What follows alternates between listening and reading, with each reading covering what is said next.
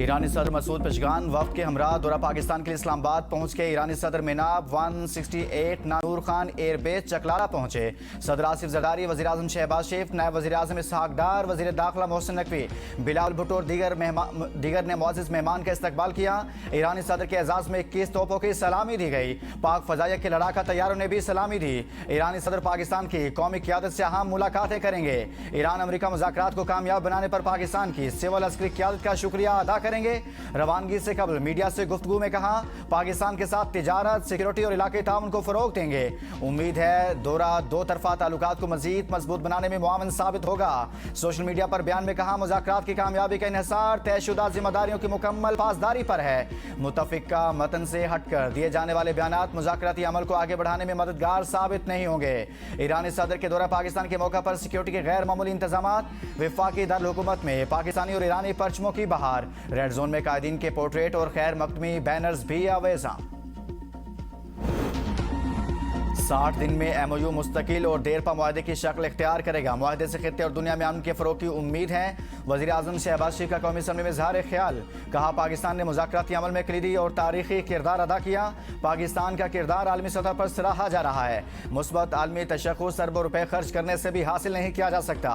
Opposition इंतखाबी धांधली की तहकीकात चाहती है तो 2018 से शुरू करें। आज इख्तलाफी मामलात को हवा देने का वक्त नहीं। ईरानी सदर पाकिस्तान की दावत पर दौरा कर रहे हैं। पुरतपाक इस्तकबाल की तैयारी करनी चाहिए। पाकिस्तान और ईरान के बरादराना ताल्लुकात मज़ीद मजबूत बनाए जाएंगे।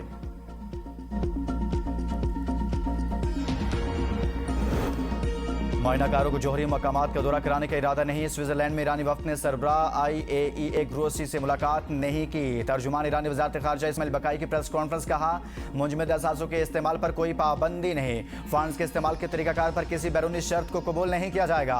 हम सब जान चुके कि इस जंग का असल मकसद ईरान की तहजीब को ख़त्म करना था। अब यह मकसद तब्दील होकर मुंजमद ईरानी असासों के जरिए अमरीकी किसानों को माली फ़ायदा पहुँचाने में बदल गया। मुंजमद रकूम का इस्तेमाल ईरान अपनी कौमी पॉलिसी के मुताबिक करेगा। ईरानी सदर का दौरा पाकिस्तान बहुत अहमियत का हामिल है। ईरान के मरकजी बैंक के गवर्नर अब्दुल नासिर रहमती ने कहा कि हम अमेरिका से ज़रूरी सामान खरीदने के पाबंद नहीं। अगर अमेरिकी कीमतें और मेयार दीगर ममालिक के मुकाबले में ज्यादा मौजूद हैं तो अमेरिका के साथ तिजारत में कोई रुकावट नहीं।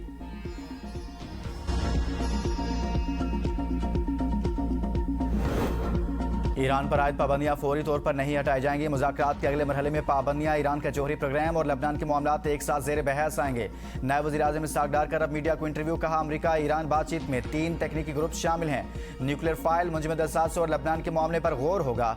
ईरान यूरेनियम मुल्क से बाहर भेजने की बजाय अफजूदगी की सतह कम करेगा। मुज़ाकरात का अगला दौर ज़्यादा पेचीदा हो सकता है। मुज़ाकरातकारों को कुछ मामलात पर काम मुकम्मल करने के लिए 30 दिन का वक्त दिया गया है। वसीतर मुआहदे को 60 रोज़ में हतमी शक्ल देने की उम्मीद है। आपने हरमत से बहरी जहाज़ों की आज़ादाना नकलो हरकत के लिए 60 रोज का वक्त मुकर्रर किया गया। ये तासुर गलत है कि पस पर्दा कोई खुफिया डील हुई। पाकिस्तान के इस मामले में कोई जाती मुफाद नहीं था।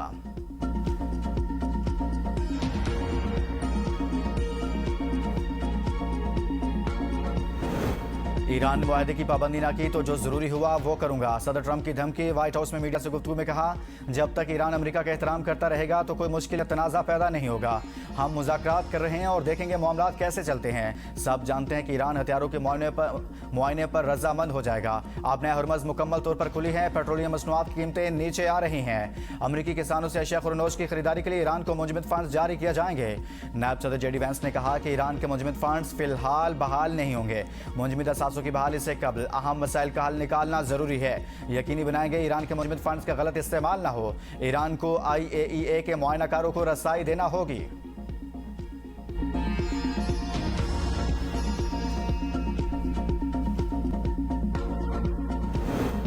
बर्गनस्टॉक में मुज़ाकरात के दौरान ट्रंप की धमकियों के बाद बातचीत खत्म कर दी थी। ईरानी चीफ मुज़ाकरातकार बाकर कालिबाफ कहते हैं, ट्रंप ने हमारे सदर, मुज़ाकराती टीम और खित्ते पर मुमकिन हमलों के हवाले से धमकी अमेज़ रिमार्क्स दिए। मैंने JD वैंस से कहा, हम यहाँ मुज़ाकरात में मसरूफ़ हैं और दस्तखतशुदा मुआहदे के पहले आर्टिकल के मुताबिक कोई धमकी या दबाव नहीं होना चाहिए। हम दबाव या धमकियों के तहत मुज़ाकरात नहीं करते। हमने मुज़ाकरात खत्म किए, मीटिंग छोड़ दी और वापस आ गए। अमेरिका ने सालिसों के जरिए एक और मुलाकात की कोशिश की लेकिन हमने इनकार कर दिया। इसके बाद पाकिस्तान और कतर की सालिसी में मुज़ाकरात हुए। बराह रास्त हमने बातचीत नहीं की। 80 मिनट के मुज़ाकरात के बाद सालिसों की जानिब से मुश्तरका एलामिया जारी हुआ। ईरानी स्पीकर और वज़ीर ख़ारजा की सुल्तान ओमान से मुलाकात। आपने हरमज़ पर मुशावरत।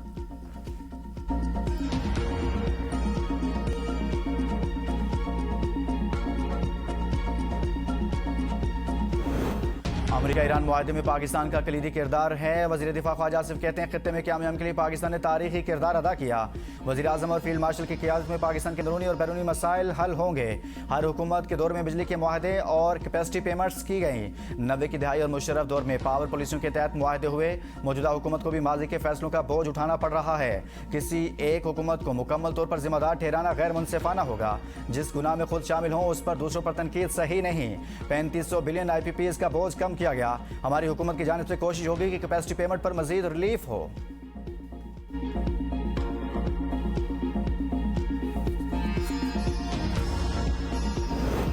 कौमी असम्बली ने फाइनेंस बिल कसरत राज से मंजूर कर लिया। अपोजिशन की तमाम तरमीम मुस्तरद तहरीक इंसाफ मंजूरी के दौरान मौजूद नहीं थी। फाइनेंस बिल वजीर खजाना मोहम्मद औरंगजेब ने पेश किया। बजट में शामिल टैक्स और ड्यूटी से मुतल्लिक तरमीम पर अमल दरामद 1 जुलाई से शुरू होगा। बजट का मजमूई हजम 18,000 अरब रुपए से जायद है। आलिया कामरान ने कहा यह बजट बंद कमरों में बैठ के बनाया गया है। इसमें आवाम की राय शामिल नहीं। सेल्स टैक्स को 18% से कम करके 10% करें।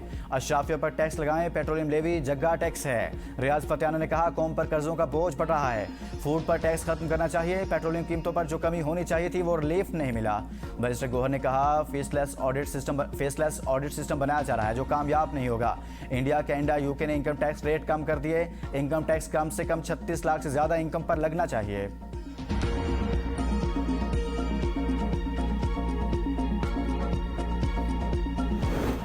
1 जुलाई से इंपोर्टेड नए और पुराने मोबाइल फोन पर PTA टैक्स की अदायगी किस्तों में की जा सकेगी। फाइनेंस बिल के मुताबिक तनख्वाहदार तबके और जायदाद के लेन देन पर टैक्स की नई शर्तें नाफिज होंगी। इनकम टैक्स ऑर्डिनेंस में अहम तरमीम मुतारिफ इतलाक तनख्वाहदार अफराद सोशल मीडिया से आमदन और गैर मनकुला जायदाद की खरीदो फरोख्त पर होगा।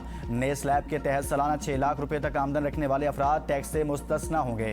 1 जुलाई से 2000 सीसी से 3000 सीसी तक की दरामदी गाड़ियों पर 86% ड्यूटी आयद होगी।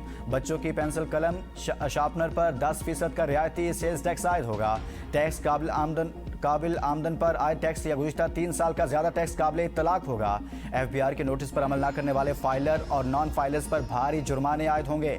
इलेक्ट्रॉनिक टैक्स मॉनिटरिंग सिस्टम नस्ब न करने पर कार्रवाई होगी। फैक्ट्रियों, कारखानों और दुकानों पर FBR के मॉनिटरिंग निज़ाम को तोड़ने या नुकसान पहुँचाने पर सज़ा और जुर्माना होगा। इनकम टैक्स रिटर्न सिर्फ IRS के जरिए इलेक्ट्रॉनिक तौर पर जमा कराना लाजमी होगा।